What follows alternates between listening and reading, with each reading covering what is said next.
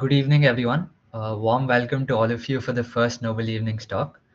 Today, we have the Nobel Prize for Economic Sciences awarded to Philippe Aghion, Joël Moïcure, and Peter Howitt for having identified the prerequisites for sustained growth through technological progress and for the theory of sustained growth through creative destruction. Our speaker for today is Dr. Syed Mohib Ali Ahmad. Mohib is a postdoctoral research associate in economic history at the St. Anna School of Advanced Studies, Pisa. He finished his PhD from the University of Siena, and his research is in the areas of macrohistory and post Keynesian economics. Over to you, Mohib. Thank you for that introduction. I was just wondering if it's possible for me to share my presentation. Yes, you can present your screen. Okay, just a second.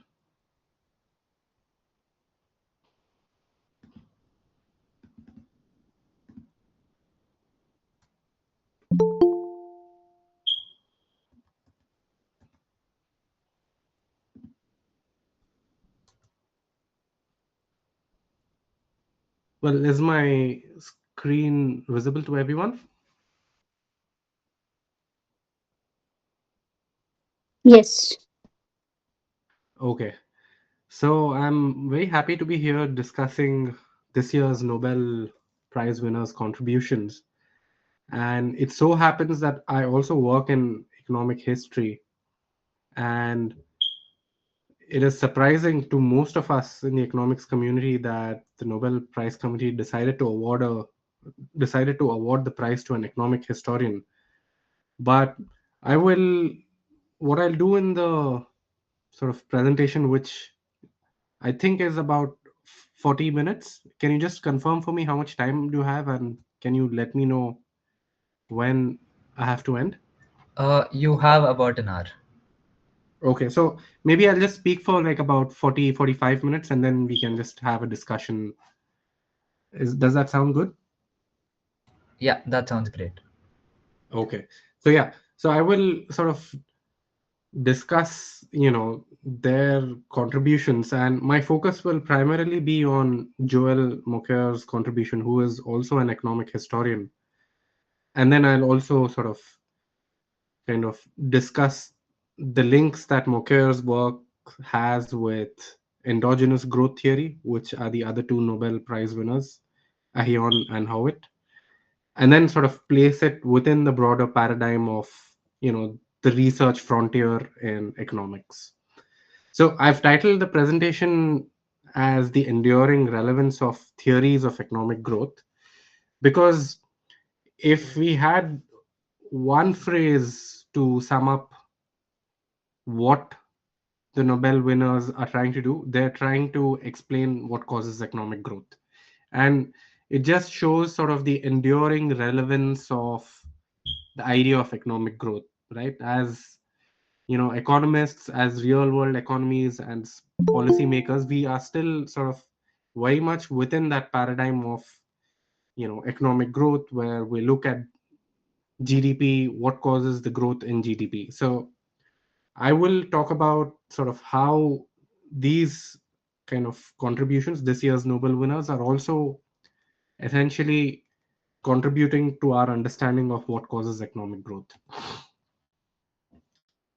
I want to begin this lecture by sort of giving some biographical information and drawing genealogies of these prize winners and where they studied, what they researched on, and which is sort of essentially a kind of broader sociological understanding of where do these people come from, what research programs have they worked in, right? Which helps us understand, okay, what kind of research is considered as Nobel Prize winning worthy, right?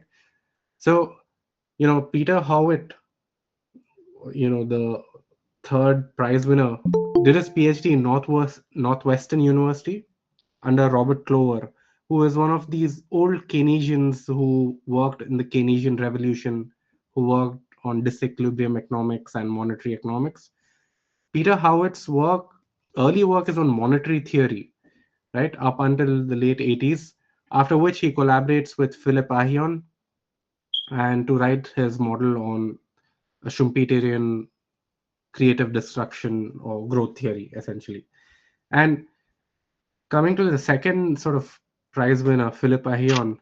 Ahion did his PhD in Harvard, and his work is in essentially industrial organization, which is, you know, game theory, looking at firms' behavior, what strategic responses do they have to other entrants in the market, or essentially looking at the market structure, right? And it is not surprising that he did his PhD with Eric Maskin, who's sort of the leading lights of industrial organization and mechanism design, right? So Ahion's background is primarily in industrial organization, market structure.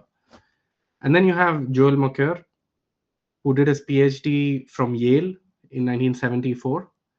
And I must mention that Yale in the 1970s was the place where a lot of cliometrics or quantitative economic history began with Robert Fogel, right?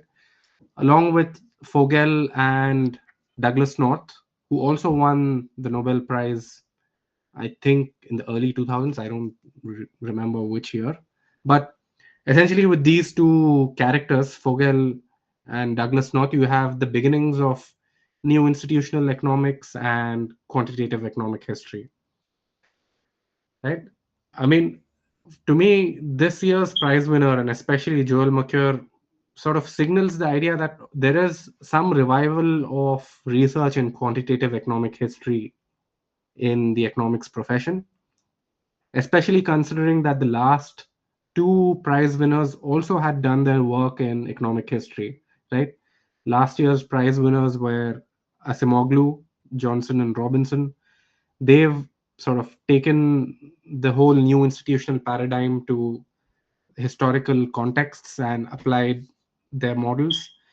And the year before that was for Claudia Golden, who looked at gender in labor markets in a historical manner, right? So I think that this year's Nobel is a signal for the revival of quantitative economic history, right? But I will later on in the presentation talk about how economic history is also conceived of within the narrow paradigm of neoclassical economics, right?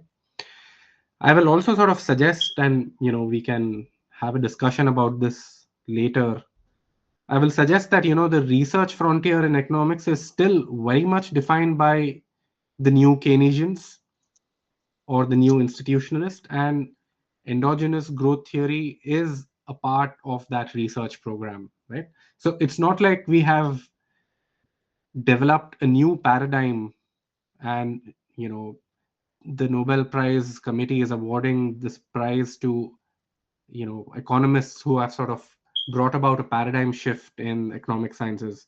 I would say that no, it's actually a sort of incremental contribution to the already existing new Keynesian new institutional paradigm, where you sort of relax certain assumptions of new classical economics, of a pure competitive equilibrium economy, right? So one has to locate their work within that paradigm. Now, coming to sort of the title of my presentation, the lasting relevance of theories of economic growth, it still is one of the main explanandums in economics. What causes economic growth? And here we're talking about economic growth over the very, very long run, right? This figure is taken from the Madison database and is also in the Nobel Prize scientific report, as some of you might have seen, which sort of looks at economic growth over the very long run from the year 1200 to currently. And you can sort of see that essentially it is only around 1800s that there is an uptick in material living conditions or GDP per capita. And this starts with the United Kingdom and the Industrial Revolution, right? So this is still a very remarkable fact of world history, so to speak. Now you can debate about how living conditions were 500 years ago, and if we have better living conditions, we can debate about inequality, but the fact still remains that, post 1800s we see a massive increase in GDP, right? And essentially we're talking about material living conditions, and this is where I would first want to sort of give a very simple conceptual kind of interpretation of the Nobel Prize winners' contributions. And the way to do that is to look at it through the neoclassical production function, right? Solow, in his 1956 article on economic growth, had this idea of the neoclassical production function where, Y, which is output, is a function of K, which is capital, and L, labor. And the A here, I don't know if you can see my cursor. Can you guys see my cursor? Can you see my cursor pointing out, or is it No, no, no, we cannot see. okay? But perhaps then you can just follow, what I'm sort of indicating at, where, in the production function, the A variable is your technology parameter, right? It is basically what is not explained by capital and labor accumulation, or what we sort of heuristically understand as the technology parameter, right? And or what is sort of commonly estimated in the growth accounting literature as the total factor productivity, right? So A is the technology parameter, and what this year's Nobel Prize winners are trying to do is trying to explain the changes in that A, or what causes that A to shift, to change, etc. Right? So Moquer provides a narrative history of the factors that cause and bring about a shift in that A. And Ahion and Hoet in their endogenous growth model endogenize that A, which is they endogenize technology as opposed to the old growth theory, which had technology as an exogenous variable, which was completely unexplained by the model.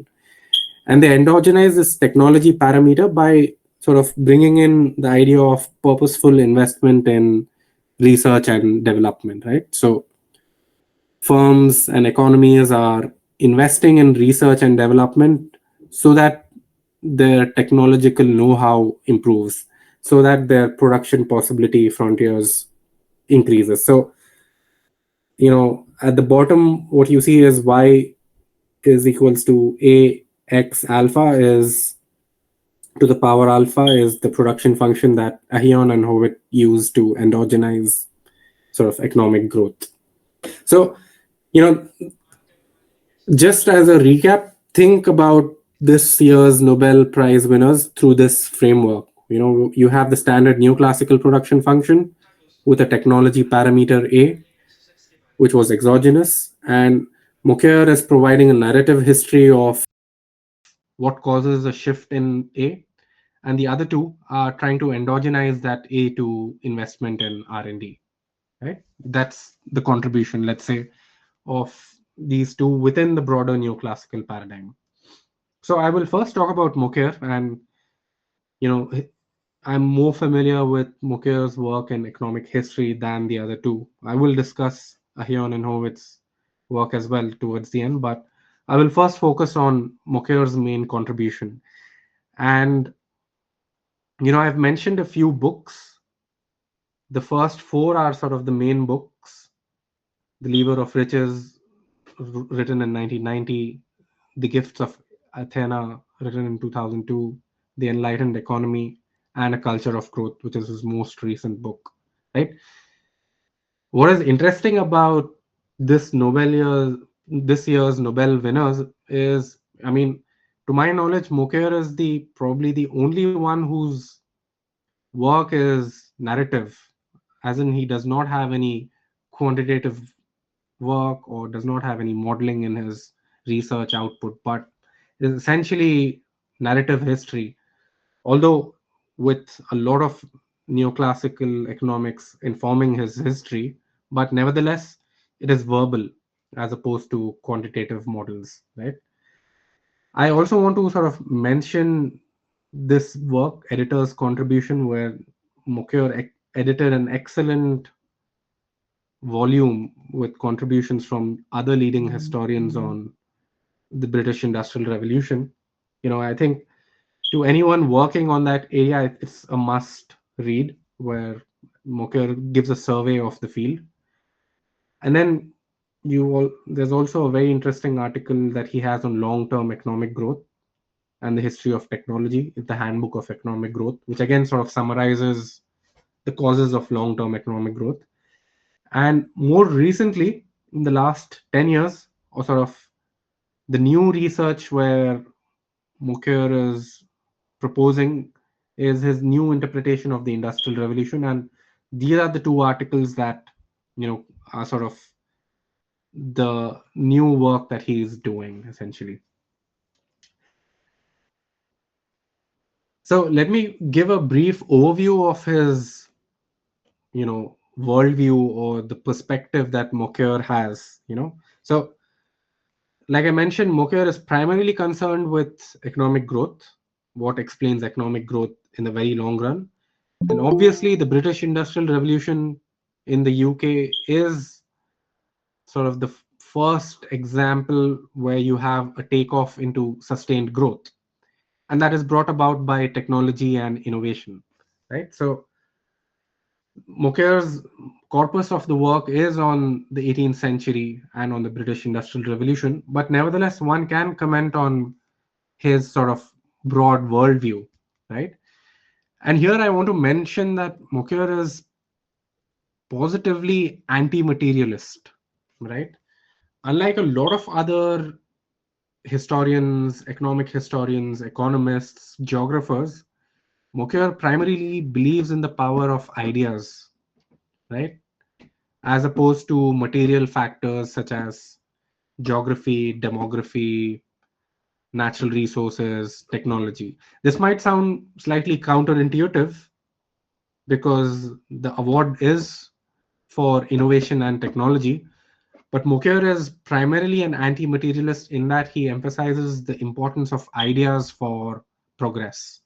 He emphasizes the importance of the scientific revolution for technological progress, right? So that's sort of the kind of key thing to remember of where Mokyr is coming from. And in this sense, Mokyr falls, in the Baconian research program, where he traces the origins of the Industrial Revolution to Francis Bacon's work, or sort of Francis Bacon's method of scientific inquiry, written in the 17th century, where the goal is to sort of expand the set of useful knowledge by applying the principles of natural philosophy to solve everyday technological problems. This was the Baconian research program, or the sort of origins of the scientific revolution that we learn about in history, right? So Mokyr's work is emphasizing that research program, and he does it through certain key concepts which I will discuss. A key concept that he has is this idea of useful knowledge, right? And he talks about its diffusion, and essentially Mokyr is saying that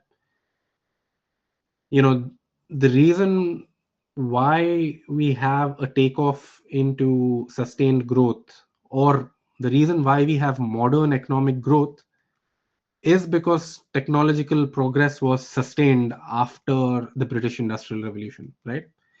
I mean, this might seem a very mundane, ordinary point to make, but Mokyr is saying that it was basically the frequency of technological innovations and the rapidness with which innovations came and were applied which sort of sustained economic growth, right? I mean, you had innovators in 15th century. You had innovators in 16th century coming up with a variety of interesting, artifacts, machines, but they did not lead to economic growth. And that happens only when useful knowledge is diffused and sustained at a really high level. Now, Moker sort of breaks down his concept of useful knowledge into two kinds of knowledge. The first one is prescriptive knowledge on how things work, which is, you know, blueprints, manuals, techniques, recipes, right? One can think of the different techniques of production available to an economy or to a firm, right? And one can produce the same output through different techniques. And prescriptive knowledge is about how these techniques work to produce that output. And then there is propositional knowledge, which is why things work, which is basically the scientific principles underlying sort of these techniques. Let's say, I mean, one can think of an example where you had many artisans making glass, or you had many kind of uh, glass makers making vials, etc. And then on the other hand, you also had scientists who knew that air and atmosphere has weight, but they knew why it had weight. But and then you had these artisans who could make these instruments, but they really did not understand how these instruments worked. And essentially, the bringing of these two sorts of knowledges made new instruments possible, like the barometer, the thermometer, or other precision instruments, right? So it is the interaction between propositional knowledge, which was, these scientists working by themselves, figuring out how different materials worked, figuring out how chemistry worked, and interacting with sort of these fabricators who sort of were making machines. And this produced the industrial enlightenment, right? What Mokyar calls industrial enlightenment, and this created macro inventions. So it was about not just knowledge, but how this knowledge was organized and the interaction between different forms of knowledge. And ultimately, for Mokyar, it is this scientific revolution and enlightenment, which was, the 18th century European phenomena where, scientists and philosophers tried to understand nature, or what is known as natural philosophy, and tried to control nature. You know, Foucault's ultimate argument is that it was enlightenment and scientific revolution which caused the industrial revolution. If there's any sort of questions, if you have any inputs, or if you have any comments to make, please feel free to jump in, because cannot follow everyone. I cannot see everyone, and I cannot read the comments. So just unmute yourself and jump in the conversation if you feel the need to. But I will carry on. Right. So this is the larger overview of Mokir's work. He is anti-materialist. He believes in the Baconian research program of scientific revolution and inductive method. And he talks about industrial enlightenment as the ultimate cause of the industrial revolution. However, I just want to also point out, much before Mokir's defining work, he also worked on some other themes. I won't go into detail into these themes. He worked on why did the industrial revolution not happen in Netherlands. This was a very interesting question because Netherlands in the 17th century was much more advanced than UK. It was the first urbanized country in the world. It had high levels of human capital, levels of commercial activity. It was trading with different parts of the world. In fact, Netherlands was the first sort of colonial power, so to speak. It had a very robust financial market where you had securities being exchanged. Despite that, the question sort of arises, why did Netherlands not have the first industrial revolution, and why did it not have high rates of economic growth? And sort of Mokyr, again using his concepts of propositional and prescriptive knowledge, saying that despite the fact that Netherlands had a lot of sort of artisans, mechanics, they did not have a deep pool of propositional knowledge or scientific know-how, which meant that technological progress ran into diminishing returns. And the other reason he cites for Netherlands not having the industrial revolution, the first industrial revolution, is because the old commercial elites did not have the same sort of interest into the new mechanical arts that were developing, as opposed to the British elite who were invested and interested in mechanics, innovators, and all sorts of fabricants essentially. That's one of Mokyr's early work. He also worked on the famine in Ireland. I will sort of briefly skip that because I think it'll distract us from the main theme. Is that okay? Shall I continue?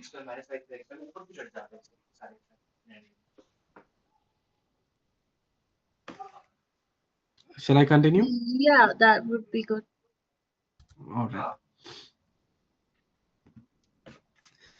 So the reason, according to Mokyr, why the Industrial Revolution happened in Britain was because of a phenomenon what he calls as industrial enlightenment, which is sort of the bringing together of the scientific revolution and commercial activity for the purposes of industry, right? So it's the practical application of the scientific revolution to generate technological ideas which have commercial value, right? That's the sort of broad phenomena that he documents in 17th and 18th century Britain. And so he documents a lot of social changes which reduce the access costs to prescriptive knowledge, right? And sort of the different institutions which brought together propositional and prescriptive knowledge. So you can think of all these different scientific societies, literary societies, which promoted the sharing and generation of ideas.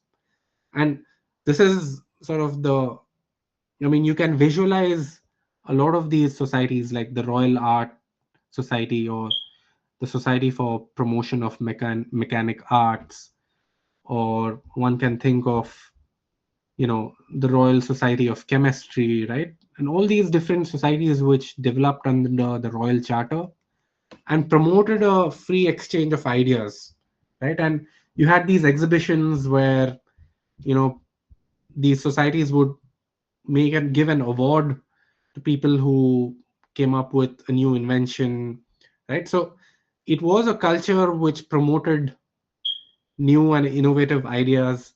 You had then patents awarded to these inventions, etc., right? So industrial enlightenment is broadly a social phenomenon characterized by the sharing of scientific ideas, and these are put into use in practical technological sort of solutions, and they have commercial value, right? So that's one major block of the causes for the industrial revolution, right? The scientific revolution or the industrial enlightenment. However, to turn these ideas into the industrial revolution, you needed to have a large contingent of skilled workforce, right? Mechanics, instrument makers, clock makers, millwrights, etc. And this leads us to the second sort of big component block of Mokyr's interpretation, which is, he talks about upper tail human capital, or the high quality of the British labor force on the eve of the Industrial Revolution, right?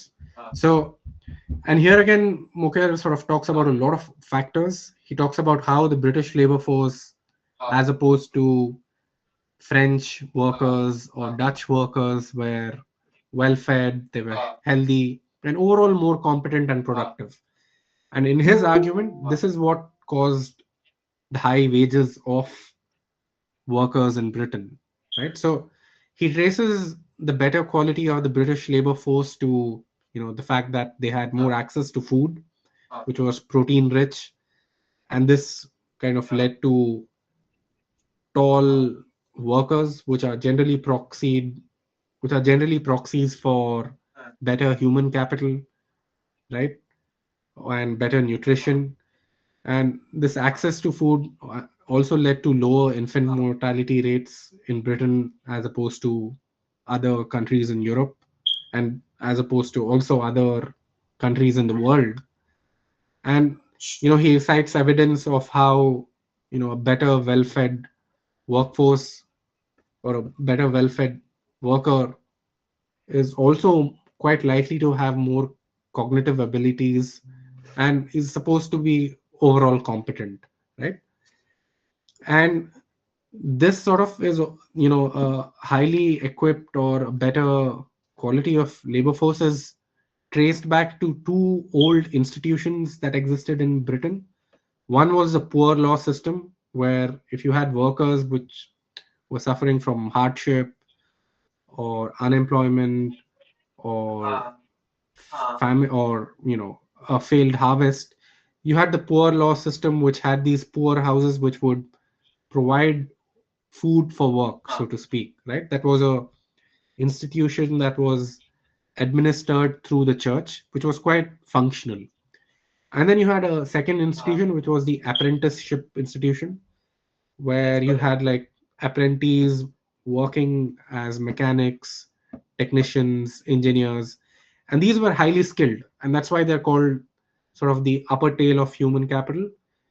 So the upper tail is when you think of a normal distribution, it has two tails, a lower tail and an upper tail. And Moker is sort of arguing that not just that the distribution of human capital is at a higher level, that overall workers are much more competent, but also that you have a large number of highly skilled workers on the right hand side tail of the human capital distribution, right? And because of this, these workers were able to implement the technological know-how into the production process. And ultimately, this is what caused the British Industrial Revolution. So this is Moker's sort of explanation of what caused the British Industrial Revolution, right? One is the industrial enlightenment, scientific know-how, and then the second is, a better quality of British workforce, which is better human capital. So I want to now sort of locate Moker's contribution into sort of larger economic history debates. And one of the biggest debates that has taken place in economic history literature is the Great Divergence debate, which is why did Britain and Western Europe have the Industrial Revolution and sustained economic growth, and why not countries like India or China?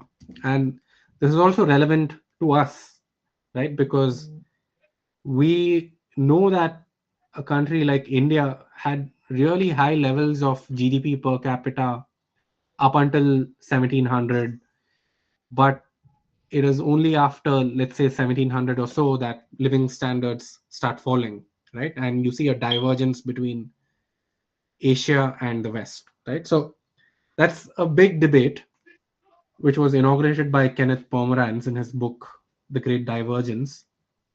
And Pomeranz, sort of answers that question of great divergence of why the West moved forward by saying that Britain was just lucky, right?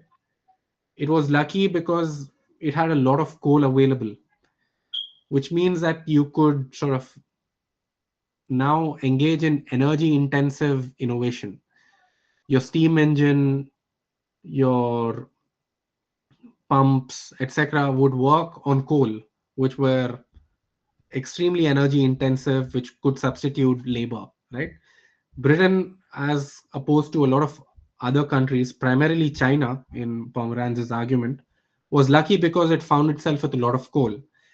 And then Pomeranz also argues that, you know, the great divergence happened because of Britain's colonial possessions, primarily the Americas. And when you think of America as a colony of Britain, you realize that this is a huge mass of land with large acres of natural endowments and resources with which Britain could grow their crops and grow, food, and then supply themselves with the food requirements, right? So these ghost acres, what Pomeranz calls ghost acres of the Americas, were sort of used to sustain the nutrition of British workers because Britain was trading with the Americas. It was exporting manufactures and importing raw materials, right? So, in Pomeranz's argument, it was Britain's colonial possessions, the Americas, India's, and later China, and this lucky coincidence of finding coal under its island that propelled the Industrial Revolution, right? That's sort of his hypothesis. Mocker's answer to the Great Divergence debate is that, you know, Europe moved ahead than the rest of the world because scientific revolution and enlightenment happened in Europe.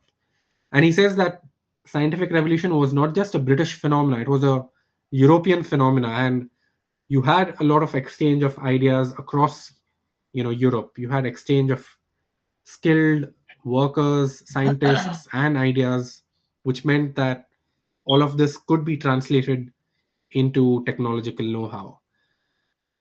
In Mokher's narrative, and this is where I will also sort of bring in some critical arguments as to the shortcomings in Mokher's explanation. In Mokher's argument, there's no role for trade. He does not consider the fact that Britain earned its resources by trading with the rest of the world. There's no colonialism. The fact that Britain controlled these colonies, which meant control of natural resources and export markets. And also, Mokher does not consider extra European factors. The fact that you had ideas coming into Europe from Asia and the Near East as well, right? So Mokher's idea, explanation of the great divergence or why Europe became rich is a very, very Eurocentric view. It looks at only European factors, it looks at the Enlightenment and does not sort of look at extra European factors. And in this regard, sort of the more robust critique that has been offered of Mokher's explanation is by Robert Allen, who is arguing that essentially the Industrial Revolution happened because there was a high demand for technology, right? And this demand for technology came from higher wages in Britain, which meant that high wages meant that producers wanted to substitute labor for capital and undertook labor saving technical change. And more sort of primarily, these higher wages were a result of successful mercantilist policies, right? Britain undertook 200 and 300 years of mercantilism where it was trading, exporting, and it was sort of blocking imports into Britain to keep its real wages up, right? So Allen is sort of arguing that the Industrial Revolution was caused by a demand for technology, whereas Mokher is giving an alternative explanation that the Industrial Revolution was caused by a supply of technology, right? So these are the sort of critical things to remember or important things to remember, which also critique Mokher's sort of contribution, right? So I will end my presentation on Mokher here and move on to endogenous growth theory. And if there's any comments, questions, I can quickly answer, I would do that now. Otherwise, I'll talk about endogenous growth theory and innovation led growth.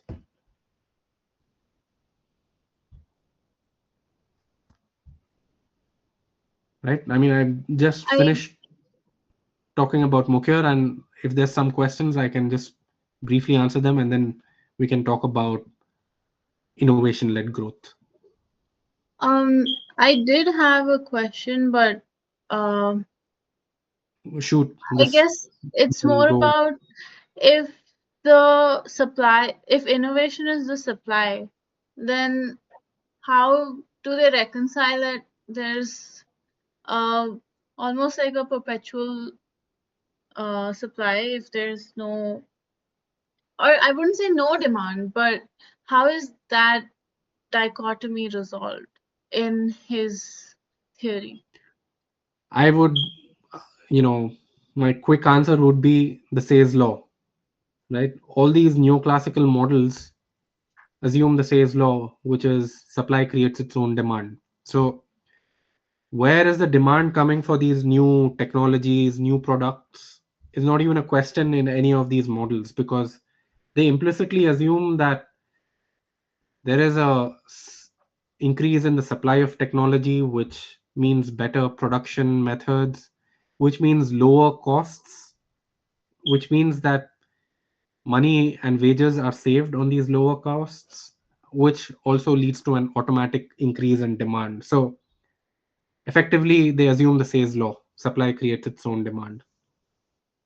All right, thank you. I'm not an economist, so I had to ask. Okay, okay, yeah. So I will, if there's no more questions, I'll just move on quickly to Also, the other.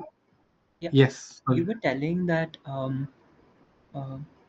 so the industrial revolution was caused by a demand of technology was what Alan said, right? yes. So how do we know which of these, like how do we know which of these are correct, or how do we know, if we know at all, which of those are correct? There is no simple answer. Uh, the answer is, through a lot of empirical studies, through a lot of bringing new evidence to show, okay, there was supply of labor versus, there was a demand for technology. So these two works that I mentioned, the wheels of change and technology adoption, these are sort of Mukher's new work, which bring in some empirical evidence to show that it was the supply of technology, right? So the short answer to your question is we have to do a lot more empirical work. We have to bring in new data, analyze that data, frame the hypothesis in such a way where we can answer whether it was supply or demand. As of now, that debate has not been settled. You still see a lot of articles being published trying to argue for one view or another. And I doubt if that debate can be settled because, you know, they're often at cross purposes. But simply put, it is through evidence. Oh, all right, thank you. So this particular Nobel, has it gone to the person who's proposing that supply is the reason? Is there more data available for that as opposed to Alan's view, or is his argument stronger? What is the deficit here? Why did he get the Nobel as opposed to I Alan's theory? I think that's a great question. I will answer that question towards the end. Okay, I will definitely Okay, answer that question towards the end because this is where I will talk about broader scientific paradigms and why, if you work within the paradigm, you are more likely to win a Nobel. Why, if you're working with a certain model which looks a certain way and makes certain assumptions, you are within the paradigm, and that is considered as incremental scientific knowledge. So I will come towards that at the end. I thank also you. briefly want to finish off this, the other two Nobel Prize winners who are Ahion and Howitt. You know, so to take a step back, the Nobel Prize Committee said that this award was for contributions on innovation, and Ahion and Howitt are saying that ultimately it is innovation which causes economic growth, which a lot of us would agree with that. And they sort of formalize using a mathematical model, an equilibrium model. They formalize this old idea of creative destruction, which this economist in the 1940s spoke about. And the idea is that products enter the market, and older products, companies, and jobs lose out. There is destruction in the economy, and this constant churning is what drives economic growth, right? And you might notice that this is a slightly different idea than what I mentioned here, which the production function. In this theory, the exogenous growth theory, it is shifts in the parameter of A, which we don't know where or what is causing that shift, which drives economic growth, as opposed to the idea of creative destruction, where it is sort of new ideas, new sort of products, which are which are sort of providing new quality goods on the market, better quality goods on the market, and these are driving economic growth. So old firms die out, new firms come in, we have new products, and that's driving economic growth. So the old growth models were exogenous, technology was an exogenous parameter, and in these new growth models, technology is an endogenous variable. So the innovation-led growth of Ahion and Howitt is an endogenous growth model. Okay. This is their sort of seminal article written in 1992. I've written this simple model to sort of explain their contribution. I am not going to go into the details of the model, but essentially what is happening here is you have a production function in the first equation with technology, which is the productivity parameter A, and X, which is skilled labor, and alpha, which is essentially a parameter, a coefficient. And A now becomes a function of the investments that you do in R&D. So the way their model works is, okay, there are new innovations coming with a probability, a stochastic probability lambda, and these innovations improve the quality of output by lambda A. And essentially what it does is it gives these firms monopoly rents, because through their new products they've captured the market, and now they cannot charge a higher price, and that's given by chi, because if they charge a higher price, then competitors will enter into the market, right? So what you get is a labor supply equation where firms have to allocate labor between research and development and other production activities. And then, you get you have an equilibrium condition, and then you get a growth equation in equation 7, which shows that growth depends on these parameters, right? Which is lambda, which is the frequency with which lambda is, it is the lambda is innovation. And then there's gamma, which is the frequency with which these innovations come. And then there's chi, which is, sort of the competition effect, which is new competitors entering into the market, or the degree of sort of competition in the market, and L, which is your labor force, right? So growth depends on these parameters, and they endogenize economic growth to these functions. And their model leads to certain important propositions, which I will go through them very quickly. Growth increases with the productivity of innovation and the supply of skilled labor, and also the size of the innovation, which is can be measured by the stock of patents that we have in the economy.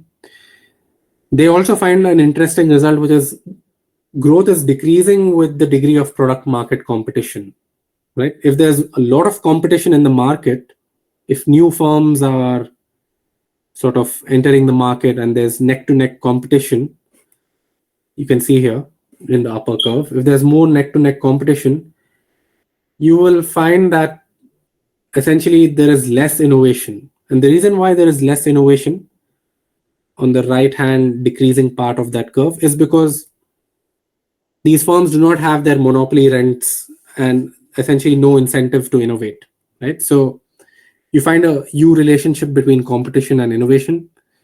To some extent, competition stimulates innovations and patents, but then after a certain point, when monopoly rents shrink, excessive competition then also sort of is a drag on innovation, right? And so this is basically a mix of the Schumpeter effect, which is product market competition is detrimental to growth, and a composition effect, which is, more competition increases innovation to sort of escape new competition, essentially, right? So they sort of, using their model, come up with this stylized fact, which is quite unique and innovative.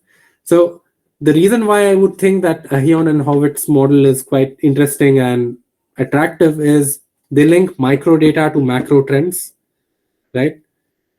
For instance, the degree of competition is a macro phenomena, and they're able to talk about, and economic growth is also a macro phenomena, and they're able to talk about how innovation at the firm level causes certain macro trends.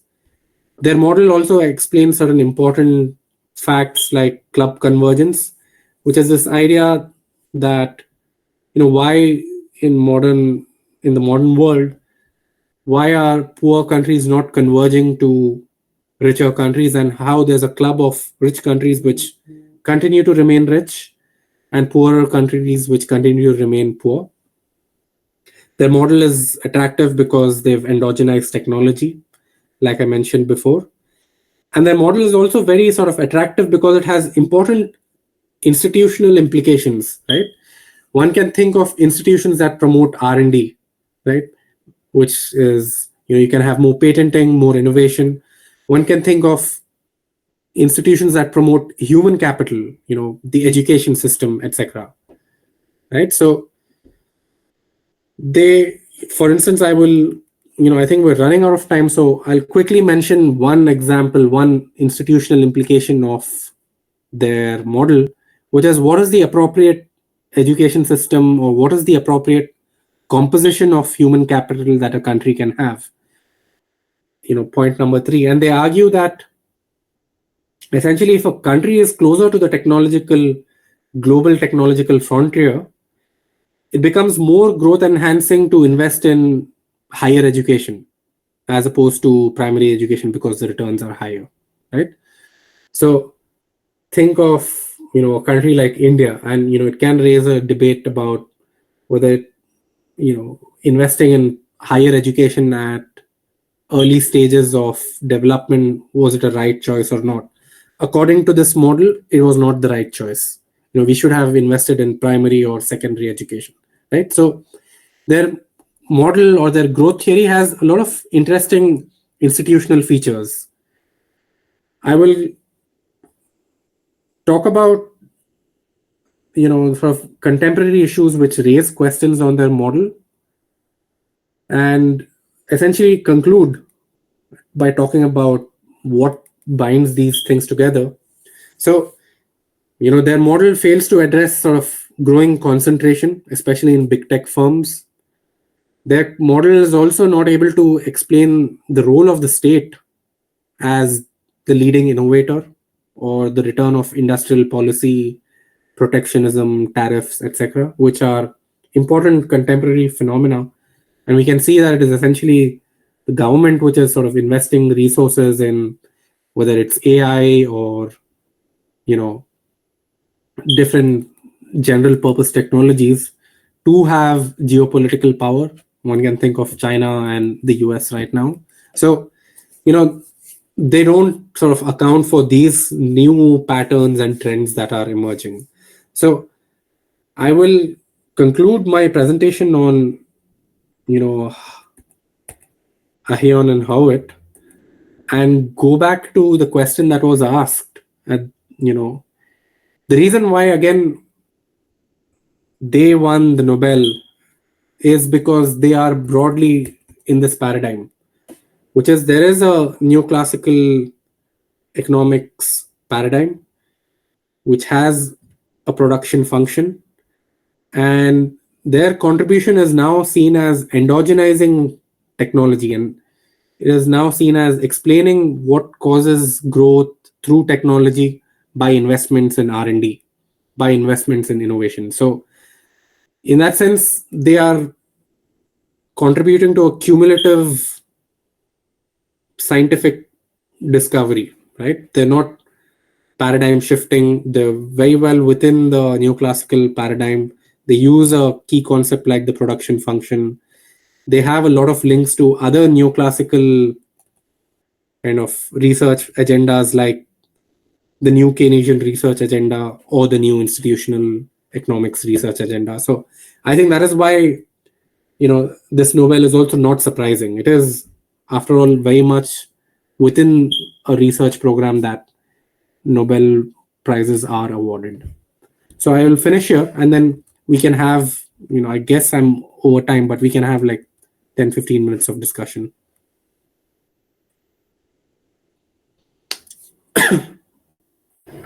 We'll stop for questions. If anybody has any question, you can ask.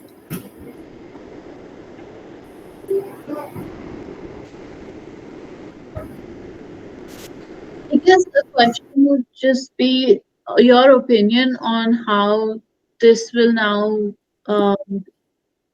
lead to any change in economic theory in the coming 10 years or something, or will this have a bigger impact on policy now that it's been recognized at this level, or do you think that's like think like when the Nobel Prize is awarded, it's more of a pat on the back for a body of work, and it doesn't really change the overall direction post the award. I really think it is the latter. It is a pat on the back. It is a posthumous award for the research that they've done 20 or 30 years ago, right? And again, here, one cannot really explain why these prizes are awarded based purely on the merit of the scientific contribution. I don't think it is enough to just look at the merit of scientific contribution. You have to look at it in a larger sociological lens, that these people are coming from Ivy League universities. These people have been trained under previous Nobel Prize winners who've worked on an economic paradigm, the new classical economics paradigm, and they're essentially extending that paradigm. The new Keynesian economics sort of is an extension of the new classical economics. They're relaxing some assumptions, they're bringing in new models, explaining new stylized facts, but to use sort of this idea from philosophy of science that of the hard core, they're still very much wedded to the hard core of scientific inquiry, of neoclassical economics, right? So it is a pat on their back for the work that they did in the early 80s, late 90s, because when you think about it, the way innovation works now is really different. We all agree that innovation is important for modern economic growth and technological progress, but innovation now is done through industrial policy. China is not exporting rare earth materials because it thinks that they're going to be used for in some artificial intelligence or robots, right? So industrial policy or innovation right now is a very messy affair, and you have the state, which is a big actor promoting innovation, and in their kind of models or research, there's no role for the state at all, right? And so in that sense, I think then one has to think of the Nobel Prize in economics not as explaining real world economies and real world phenomena, but just extending the intellectual apparatus of economic theory. Are so these people are probably leading labs. So are they now incorporating the factors that have been missed through this body of like throughout the work they've done, like the state and you said the Eurocentric point of view, just not talking about how colonialization really changed the entire changed everything. There is, to some extent, new work. For instance, Ahion and Howitt have an extension of their endogenous growth model, now also trying to explain inequality and wealth concentration, right? And because what we've seen in the last 20 or 30 years is a huge increase in wealth and income inequality, right? So, and a lot of it is driven by concentration of technology. It is, if you're a manager working in big tech firms, you're likely to have shares invested in that company. And there is a stock market boom in these kind of securities. So you see a lot of wealth concentration there, and they are to some extent trying to incorporate new stylized facts like inequality. And then coming on to the second point about colonialism, I don't think Mokyar has tried to pay attention to colonialism. I don't think he is interested in colonialism as a explanatory factor, right? There are other economic historians who have that as an important explanatory factor. They talk about the role of trade.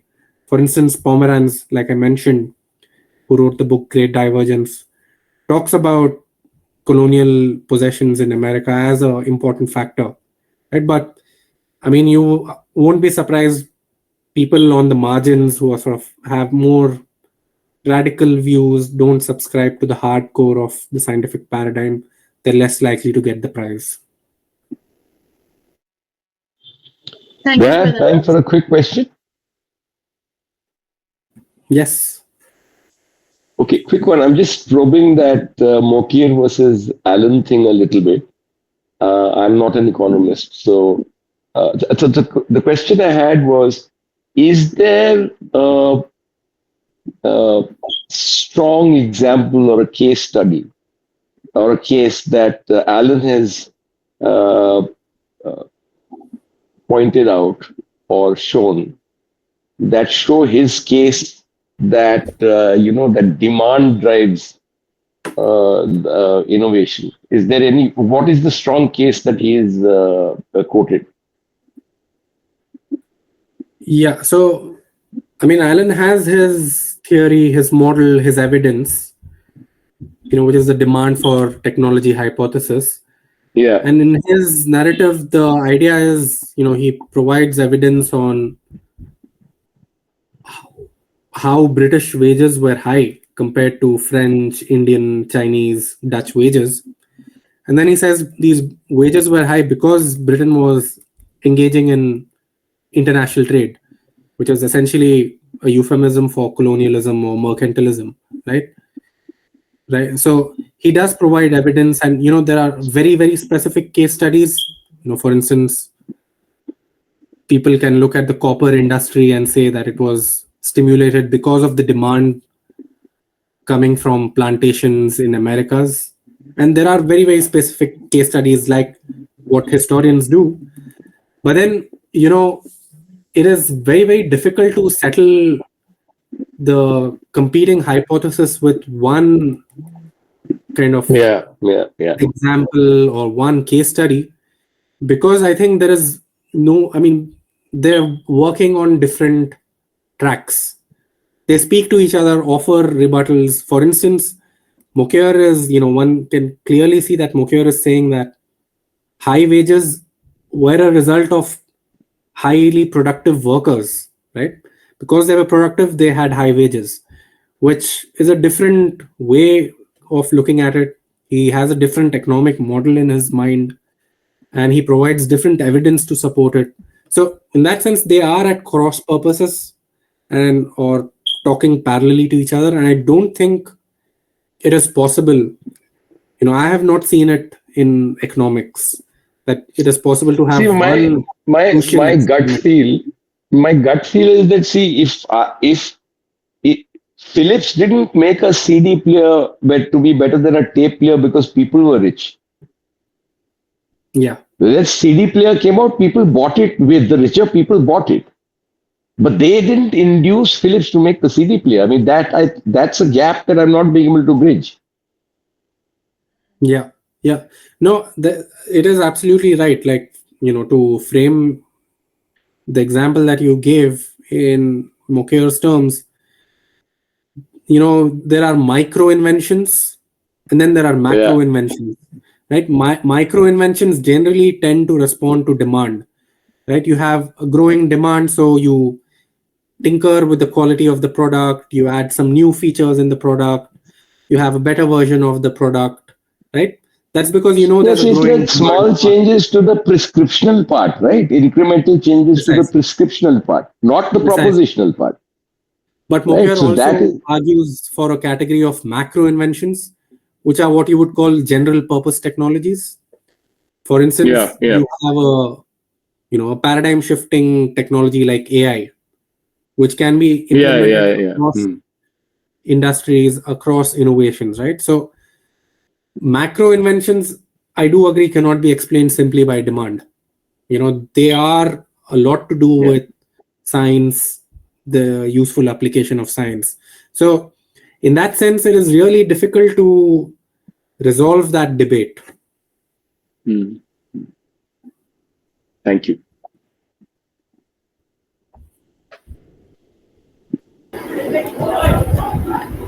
Any more questions? All right. So I think that's it. So thank you, Mohib. On behalf of the Science Club, I would like to extend our heartfelt thanks for this wonderful talk. Also, thanks for the effort you put in preparing the slides and sharing your perspective with us. It was amazing having you for this edition of the Nobel Evenings. Thank you.